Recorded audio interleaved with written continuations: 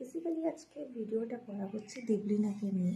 মানে আমি কোনো কিছু বলতাম না, বাট আজকে এমন একটা পোস্ট দেখলাম, সেটাতে আমি না বলে থাকতেও পারলাম না।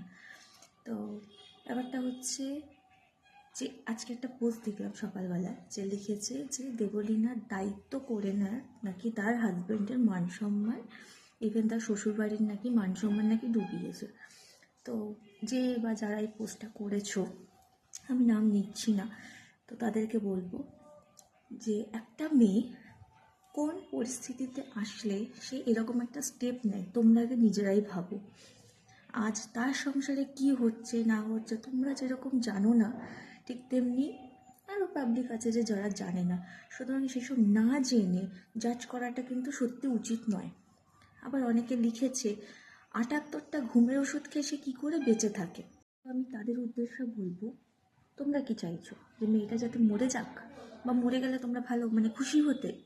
সে বেঁচে গেছে, সে হতেই পারে তার লাক ফ্যাক্টর করেছে বা ভগবান তার সাথে আছে, ওই কারণে সে বেঁচে গেছে। এরকম টাইপের কথাগুলো কেন বুঝতে পারছি না। আর মান সম্মানের কথা যদি বলাই যায়, তো প্রথমত তার একটা অভিনেত্রী, সে একটা অভিনেত্রী। দ্বিতীয়ত সে একটা সিঙ্গার। তৃতীয়ত সে একটা ব্লগার।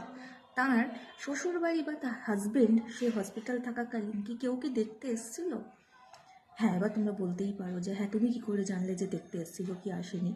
তো ব্যাপারটা হচ্ছে, ওরা ব্লগার, অভিনেত্রী, তারা যদি মরেও যদি যায়, সেই আপডেটও আমরা সোশ্যাল মিডিয়াতে পাবো।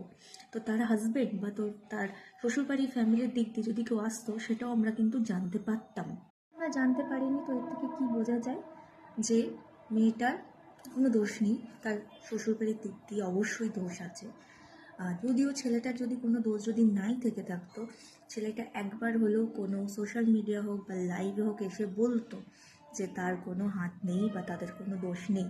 সুতরাং কাউকে কোনো কিছু না জাজ করে এরকমভাবে বাজে কমেন্ট বা মন্তব্য করা উচিত নয়। আগে পুরো ব্যাপারটা জানো, তারপরে নিয়ে সেটাকে নিয়ে আলোচনা করো বা সোশ্যাল মিডিয়া আপলোড করো। ওই রিচ বা ভিউ বাড়ানোর জন্য ভাই এসব কি বলবো, এত বাজে বাজে কমেন্ট আমি দেখেছি। সত্যি কিছু কিছু মানুষের, আমার মনে হয় যে কিছু কিছু মানুষের কমেন্টগুলো দেখে যে দেবলীনা যে বেঁচে আছে সেটা তাদের জন্য সত্যি খুব একটা বাজে ব্যাপার। দেবলীনা কেন মরলো না? 78খানা সে ওষুধ খেয়েছে। আরে ভাই, আগে জান বোঝ, তারপরে নিয়ে জাজ কর। এটাতে কোনো লুকোচুরি কোনো ব্যাপার নেই।